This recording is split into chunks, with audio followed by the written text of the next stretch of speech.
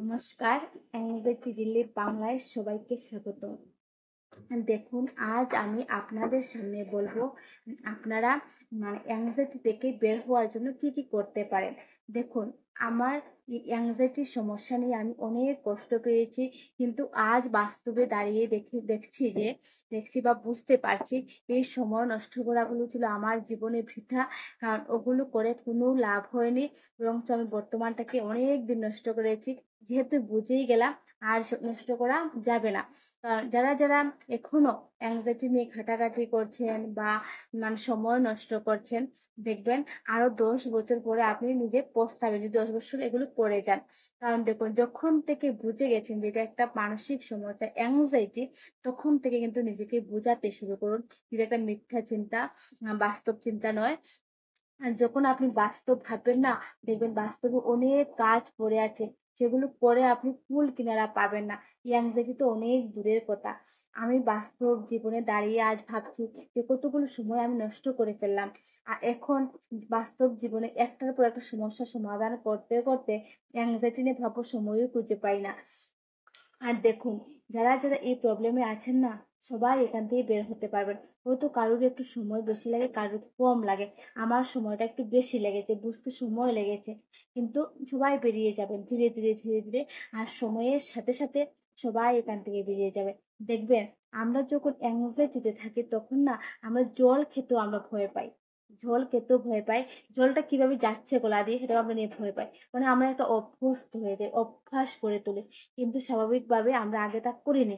তা আমরা আগে যেভাবে পূর্বে যেভাবে আমরা জীবন কাটিয়েছি, সেভাবে কাটাতে হবে, ধীরে ধীরে অভ্যাস করতে হবে।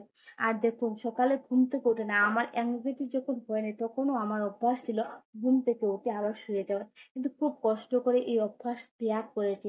আর আপনার না, যখন এখান থেকে বের হওয়ার জন্য উদ্যোগী হবেন, তখন এই অভ্যাসকে চালিয়ে যাওয়ার যাওয়ার অভ্যাস থেকে ত্যাগ করার অভ্যাসটা অনেক গুণ বেশি হতে হবে। আপনি তখনই এখান থেকে মুক্তি পাবেন।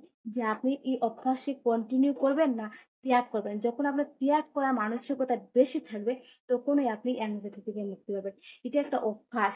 যখন মনের মধ্যে আপনি গেঁথে নেবেন যে না, আমি এখান থেকে বের হওয়ার জন্য অভ্যাস করব, তখন আপনি সমস্যা নিয়ে ঘাটাঘাটি করার যে সমাধানের পথ বুঝবেন বেশি। আপনার মনে রাখতে হবে ভালো করে। আমি মনের মধ্যে একটা সময় গেঁথে নিয়েছি যে আমি ডাক্তারবাবুকে দেখাচ্ছি, কাউন্সিলরকে ফোন করছি, সবকিছু ফোন করছি। আমি যে স্যারকে দেখাতাম, যে কাউন্সিলর ওনাকে ফোন করছি। মানে কি, আমি এখান থেকে বের হতে চাই। তাহলে বের হতে গেলে কি করতে হবে? আমাকে এই অভ্যাস থেকে মুক্তি পেতে গেলে আগে অভ্যাসটাকে ত্যাগ করতে হবে। তাহলে আমি যে বেশি করে এটা দেখাতে চাইছি, ফোন করতে চাই যাকে দেখাচ্ছি, বা বারে বারে শুনতে চাইছি, ওগুলো আমি কন্টিনিউ করছি। যখন আমি বুঝে গেলাম এখান থেকে বের হওয়ার জন্য কি কি করা দরকার, তখন সেখানে 100% লাগানোর চেষ্টা করলাম। 100% যে আমি ওগুলো পারবো করতে। আর এই অভ্যাসকে কন্টিনিউ করার চাইতে আমি ত্যাগ করার অভ্যাসটা বেশি করে নিলাম। যে আপনার মানসিকতা এভাবে গঠন করতে পারবো। আমি খুব কষ্ট হয়েছে, আমার প্রচন্ড কষ্ট হয়েছে, এটা কন্টিনিউ করা যেতে ত্যাগ করার মানসিকতা বেশি রাখতে হবে। তখন ধীরে ধীরে ধীরে ধীরে এই জিনিসটা ত্যাগ হয়ে যাবে। আর দেখুন, একটা জিনিস কিন্তু খুব তাড়াতাড়ি সেটা অভ্যাস গড়ে তোলা যায় না, অনেক দিন সময় লাগে। যারা বলেন যে আমি খুব তাড়াতাড়ি অ্যাংজাইটি থেকে বেরিয়ে গেছি, এটা কিন্তু কেউ 2 মাস 3 মাসের ভিতরে বের হতে পারে না। এটা নির্দিষ্ট একটা সময় লাগে, কারণ সময় লাগবে। দেখবেন, চিন্তাধারা কিন্তু একদিনে সেটা মুছে দেওয়ার মতো নয়। আপনার একটা প্যাটার্ন তৈরি হয়ে গেছে, যেমন আমার একটা প্যাটার্ন তৈরি হয়েছে, কন্টিনিউ অভ্যাস তৈরি হয়েছে। কন্টিনিউ চাইলেও না চাইলে এটা আসতেই থাকবে। তার মানে চিন্তা কোনো দিনও বন্ধ হবে না। আমরা কি করতে পারি? চিন্তার বাস্তবতাটা বুঝতে পারি, এটা সত্য না অসত্য। আর কি করতে পারি, এটা আসার পর এটার এফেক্টটা কি এটা বুঝতে পারি, যে এটা এফেক্ট কি। যখন বুঝবো এটা কোনো এফেক্ট নেই, এটা কোনো এটা কিচ্ছু হবে না, তখন আমরা কিন্তু কাজটা কন্টিনিউ করতে পারবো। আর তখন চিন্তা আসলে বা না আসলে কিচ্ছু আমাদের যাবে আসবে না। 10 বছর আগের চিন্তাও কিন্তু আমাদের মাথা হুট করে আসে। আমার জন্মের বড় হওয়ার পর আমরা যখন বুঝতে শিখেছি জন্মের পর, তখন থেকে যে অনেক সময় দেখবেন যখন আমাদের জ্ঞান শক্তি হয়েছে, বুঝার ক্ষমতা হয়েছে, তারপর যে চিন্তা এসেছে আমরা কিন্তু এখনো মনে পড়ে। তাহলে 2 বছর আর 3 বছর আগের চিন্তা আমি কি করে বুঝবো? বুঝতে কোনোদিনও পারবো না। তাহলে আমরা কি করতে পারবো?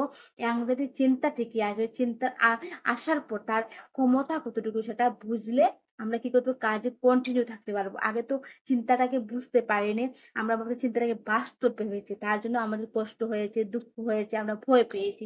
আসলে চিন্তার তো কোনো কিছু ক্ষমতা নেই, চিন্তা আমাদের কিছু করতে পারবে না। তখন যখন আমরা এটা বুঝে নেব, মনে গেঁথে নেব, তখন চিন্তা আসলেও আমাদের কিচ্ছু হবে না, না আসলেও কিচ্ছু হবে না। আমি কি পারবো আমার ছোটবেলার অনেক চিন্তা স্মৃতিকে ভুলতে?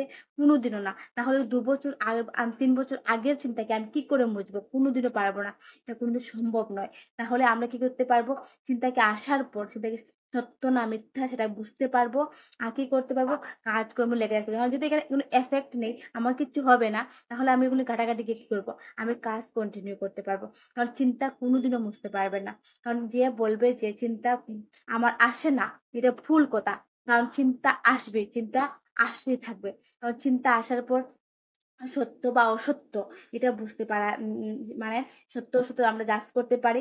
কারণ এটা আমি একজন মানে রিকভার পেশেন্ট বলতে পারি যে এই অ্যাংজাইটিতে চিন্তা কোনোদিন বন্ধ হবে না। চিন্তা আসার পর মানে চিন্তাটাকে সত্য মিথ্যা জাজ করতে পারবেন। তখন চিন্তা না আটকাতে চাইলে চিন্তার আকার মানে আসার ধরনটা মানে অনেকটা কমে যায়, চিন্তা আসাটা অনেকটা কমে যায়। আর কিছু না, চিন্তা মানে আসলেও আপনার কিছু হবে না। যে সকালে কি চিন্তা এসেছে বিকালে আপনি ভুলে যাবেন।